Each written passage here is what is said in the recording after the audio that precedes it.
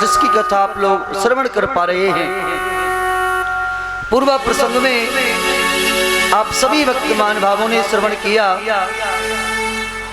उस धर्म क्षेत्र में, महाक्षेत्र में, प्रयागराज की भूमि में श्री सूत जी महाराज व्यास गादी पर विराजमान थे और सौनक आदि ऋषियों के लिए सिंह महापुराण की कथा श्री सूत जी महाराज श्रवण करा रहे थे। श्री सूत जी महाराज कहते हैं, ऋषियों, शिव महापुराण की बहुत महिमा है। अन्यत जितने भी वेद पुराण स्तुति शास्त्र हैं, जितनी महिमा भोलेनाथ की कही गई है, अन्यत किसी देवता की नहीं मिलती। जान दीजिए, ये भोले हैं भक्तों के लिए, तो भाले हैं शत्रुओं के लिए। इसलिए कालातीत हैं ये। इनके क्रोध के सामने काल भी थर थर थर्राता है। जीवन और मृत्यु, स्तुति, पालन, समग्र संसार को लय में कर लेना, ये केवल सामर्थ्य भोलेनाथ के ही अंदर है। जान दीजिए, जीव के चाहे कितने भी भाग्य में बुरे अंक लिखे हों, उनको बदलने की यदि सामर्थ्य है तो है केवल देवाधिदेव महादेव में है। भाग्य ही मेट सके त्रिपुरारी, वो सामर्थ्य केवल भोलेनाथ के अंदर है। इसलिए भोलेनाथ का ये साधारण सा ग्रंथ नहीं है, इस शिव महापुराण की कथा परम दुर्लभ है।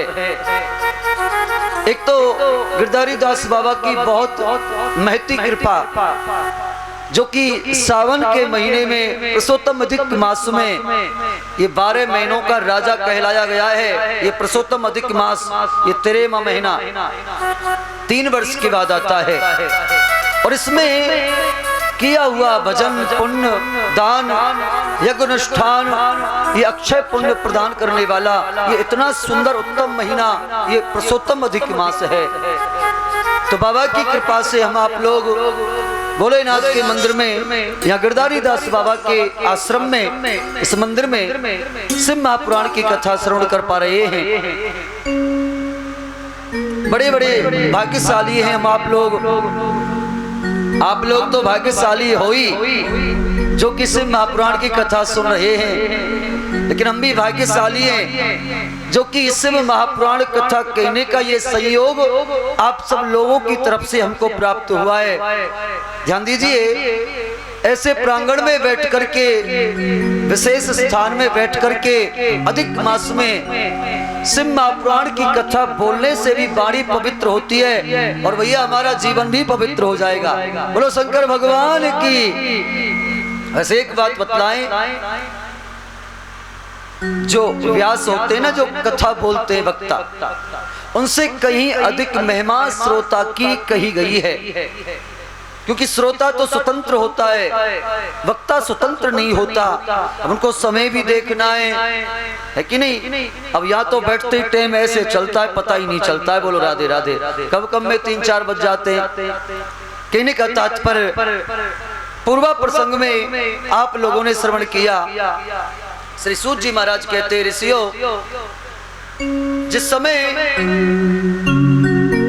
देवराज नाम के ब्राह्मण ने केवल भागवत शिव महापुराण के महात्म को श्रवण किया, शिव लोक का अनुगामी हो गया, शिव पद पर वह प्रशस्त हो गया। इसी प्रकार से जो बिंदु नाम का ब्राह्मण था, चंचुला ने शिव महापुराण की कथा श्रवण की, अपना परम पद प्राप्त किया और अपने पति को भी शिव महापुराण की कृपा से भोलेनाथ के यहाँ कैलाश पर्वत पर स्थान मिल गया और भोलेनाथ ने उसे अपना गण स्वीकार कर लिया। ये महिमा है शिव महापुराण की।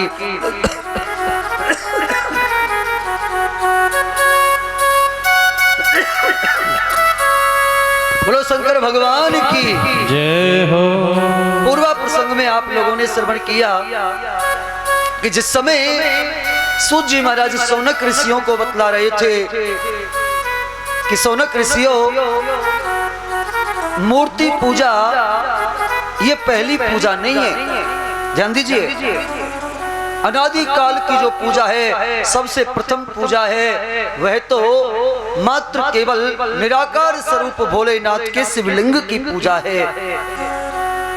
वैसे तो भोलेनाथ की पूजा दोनों रूपों में होती है, मूर्ति के रूप में यानी वेर के रूप में, वेर बोलते हैं मूर्ति को, ध्यान दीजिए, और निराकार माने ज्योतिर्लिंग जो शिवलिंग है उसका जो स्वरूप है निराकार है। वैसे तो प्रत्यक्ष आंखों से दिखाई पड़ती है, लेकिन उसकी जो महिमा है वह निराकार रूप में है। ध्यान दीजिए, ये अनादि काल से पूजा है भोलेनाथ के शिवलिंग की। कहने का तात्पर्य, श्री सूत जी महाराज सौनक ऋषियों को यही प्रसंग श्रवण करा रहे थे।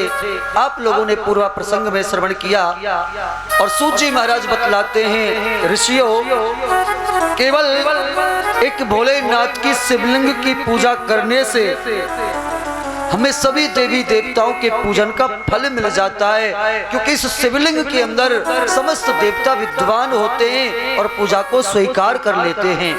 कहने का तात्पर्य, इतनी महिमा बेर रूप में भोलेनाथ की पूजा करने से फल प्राप्त नहीं होता, जितना पूजन लिंग पूजा से जीव को प्राप्त होता है। लिंग पूजा करने मात्र से ही सभी देवी देवताओं के पूजन का जीव फल प्राप्त कर लेता है। इसलिए जो ये ज्योतिर्लिंग, ये पिंडी लिंग जो ये पूजा है, ये अनादि काल से है, सबसे प्रथम की पूजा है। कौन सी? ज्योतिर्लिंग की पूजा है। मूर्ति पूजा तो बाद में आई, सबसे पहले पूजा, सबसे परे से भी परे पूजा केवल मात्र ज्योतिर्लिंग की पूजा है, अनादि काल से। तब सूत जी महाराज कहते हैं, ऋषियों ध्यान से सुनो, एक समय की बात है, जिस समय जैसा कि आप लोगों ने पूर्वा प्रसंग में श्रवण किया, ब्रह्मा और विष्णु में विवाद हुआ। ब्रह्मा जी कहते हैं, नारायण आप मुझे ईश्वर जान करके मेरी पूजा करो। अब नारायण भी कम नहीं है, नारायण ने बोल दिया, ब्रह्मा जी विश्व को जन्म देने वाला मैं हूँ, ध्यान दीजिए, विश्व में व्यापक रहने वाला मैं हूँ और मेरे द्वारा ही संसार की उत्पत्ति होती है। कहने का तात्पर्य, मेरे द्वारा तुम्हारा भी तो जन्म हुआ है, इसलिए तुम्हारा एक नाम कमलोद्भव है। मेरी नाभि से कमल, कमल पर ब्रह्मा तुम्हारा जन्म हुआ, इसलिए तुम मेरी पूजा करो।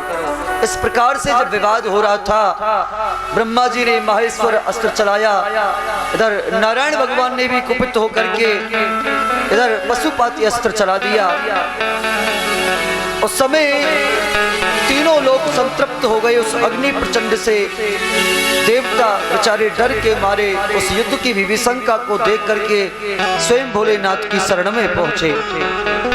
ध्यान दीजिए, भोलेनाथ के चरणों में जाकर के त्राहे त्राहे शब्द कहने लगे और कहा कि हे भोलेनाथ, हे देवादिदेव, ब्रह्मा विष्णु इस प्रकार युद्ध कर रहे हैं, इस युद्ध से तो पूरा विनाश हो जाएगा, अरे सृष्टि का ही विनाश हो जाएगा, इसलिए आप कृपा कीजिए और हम सभी देवताओं की रक्षा कीजिए। भोलेनाथ मुस्कुराते हुए कहने लगे, देवताओं, जो जीव मेरी शरण में आ जाता है, आते ही मैं उसको अभय प्रदान कर देता हूँ, उसके हृदय में कोई भय उत्पन्न नहीं होता, मैं उसको आशीर्वाद देता हूँ। कहने का तात्पर्य, भोलेनाथ ने कहा, देवताओं जरा ध्यान से सुनो, जिस समय समुद्र मंथन हुआ 14 रत्न निकले, अंतिम रत्न तो अमृत ही निकला। धर्मंत्री महाराज अमृत कलश लेकर के प्रकट हुए, लेकिन दैत्यों ने झपट्टा मार करके अमृत कलश को छीन लिया और अनंत आकाश में उड़ते उड़ते जाने लगे। कहने का तात्पर्य, 4 जगह उस अमृत कुंभ से, कलश से 4 बूंद पृथ्वी पर गिरी। इसी कारण हमारी इस भूमि पर 4 स्थानों पर कुंभ का मेला प्रारंभ हो गया। ध्यान दीजिए, देवताओं के हाथ में अमृत कलश था। उसी समय भोलेनाथ कहते, देवताओं, नारायण ने मोहिनी का रूप बनाया और अमृत कलश अपने हाथ में लिया। देवताओं को नारायण भगवान मोहिनी का रूप धारण करके अमृत पिला रहे थे। उसी समय एक स्वर भानु नाम का दैत्य बहुत ही चतुर था, वो समझ गया। उसने देवताओं का रूप धारण करके चंद्र सूर्य के बीच में अंजलि लेकर के अमृत को पान कर लिया। भोलेनाथ कहते हैं, देवताओं, गलती से नारायण ने उस स्वर भानु नाम के दैत्य को अमृत पिला दिया। उसी समय चंद्र सूर्य ने कहा, प्रभु ये असली नहीं नकली है। मोहिनी भगवान ने सुदर्शन चक्र हाथ में लिया और स्वर भानु जो दैत्य था उसके धड़ से सर को लग किया। राहु और केतु के नाम से ये ग्रह विभक्त हो गया। तभी से राहु और केतु, ये स्वर भानु नाम का दैत्य दो रूपों में परिणित हो गया। अब ध्यान दीजिए, अमृत पान कर लिया था राहु ने, विशाल मुख करके चंद्रमा को निगलने का प्रयास करने लगा। अब देवता कोई सामने नहीं आए, क्योंकि जो भी आएगा उसको ये निगल जाएगा। इसलिए चंद्रदेव वहां से भागने लगे।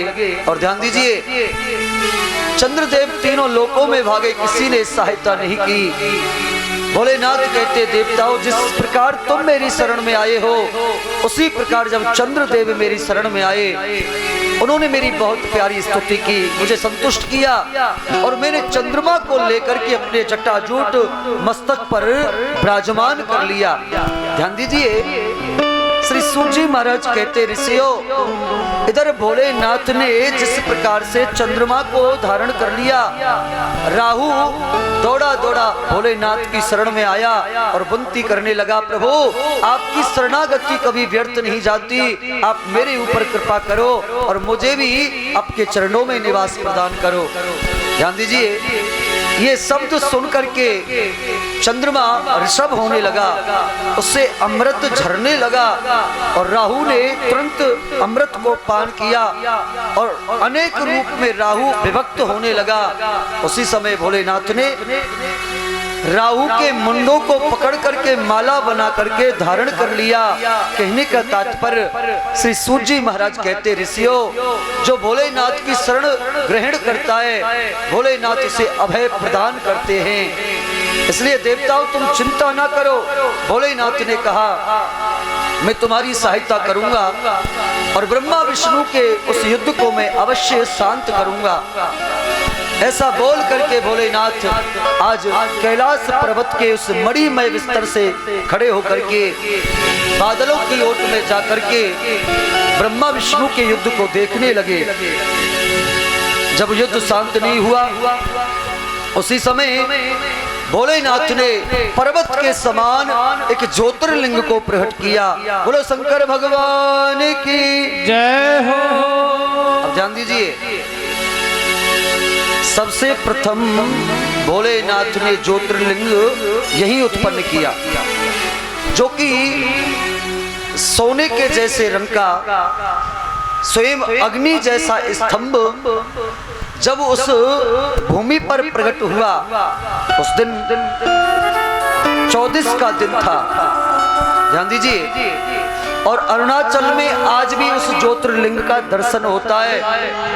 आप कभी जाएं अरुणाचल, जहाँ पर बहुत छोटे से रूप में आज भी भोलेनाथ सबसे प्रथम ज्योतिर्लिंग के रूप में वहाँ विराजमान है, विराजमान है। और वहाँ की तो बहुत अनंत महिमा है। स्वयं पार्वती ने वहाँ पर तपस्या करके भोलेनाथ को प्राप्त किया। स्वयं गौतम ऋषि ने वहाँ पर तपस्या करके, ध्यान दीजिए, जीवों के दुख की निवृत्ति की। अरुणाचल की तो बहुत महिमा है।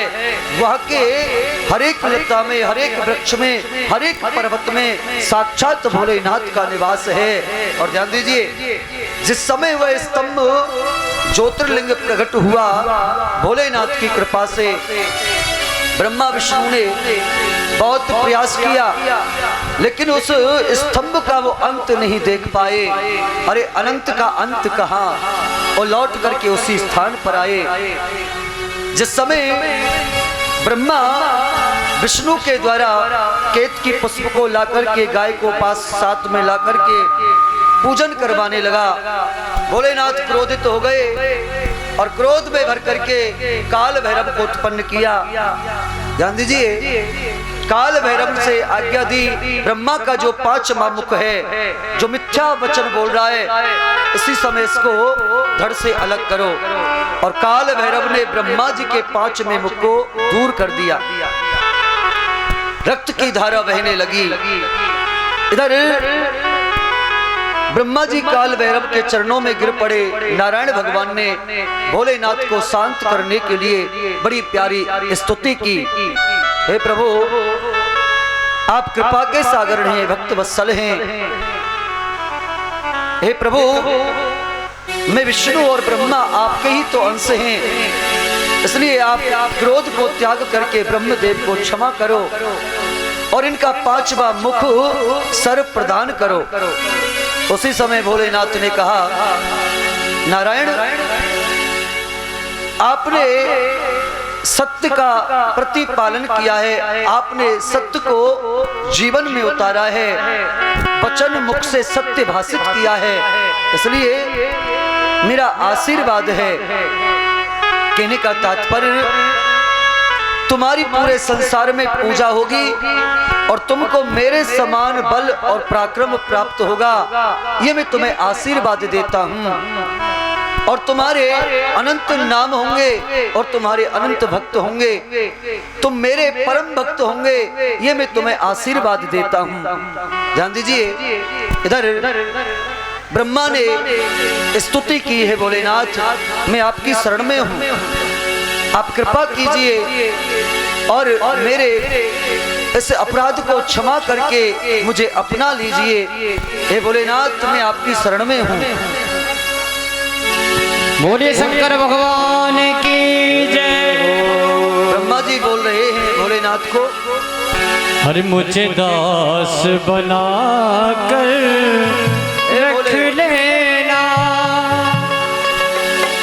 मुझे दास बना कर रख लेना, भगवान तू अपने चरणों में मुझे दास बना कर रख लेना, भोलेनाथ तुम्हारे चरणों में, भोलेनाथ तू अपने चरणों में, भोलेनाथ तू अपने चरणों में, भोलेनाथ तू अपने चरणों में मुझे दास बना कर रख लेना, भोलेनाथ तू अपने चरणों में।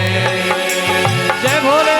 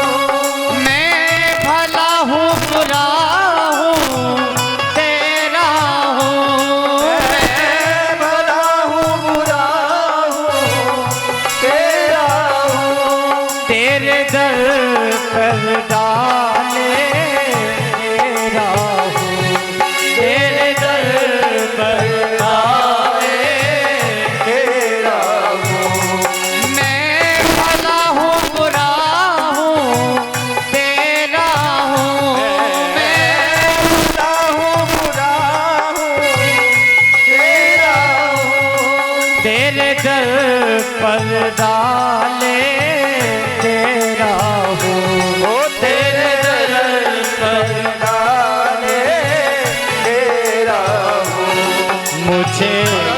जाकर जान के रख लेना, मुझे जाकर जान के रख लेना। भोलेनाथ तू अपने चरणों में मुझे दास बनाकर रख लेना। भोलेनाथ तू अपने चरणों। जय भोले।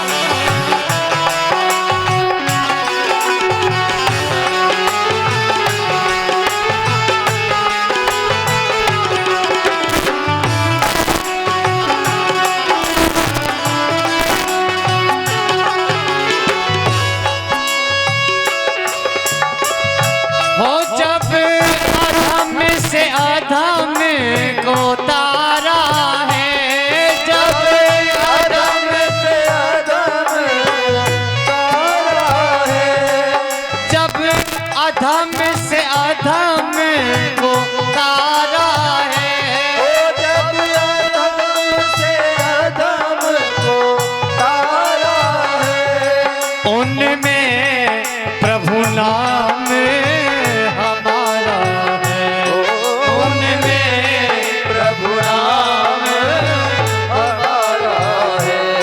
मुझे ध्यान समझ के रख लेना, मुझे ध्यान समझ के रख लेना।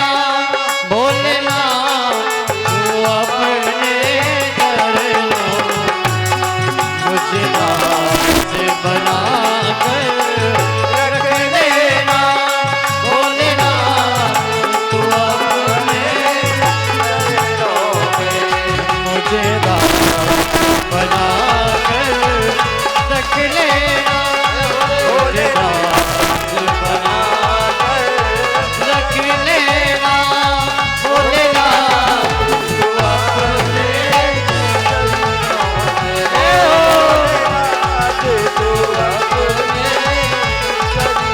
जय भोले।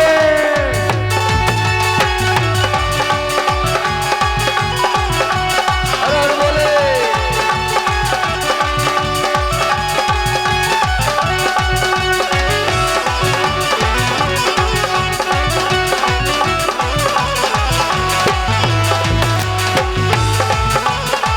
रख लेना भोलेनाथ तू अपने चरणों में। भोलेनाथ तू अपने चरणों में। ओ भोलेनाथ तू अपने चरणों। जान लीजिए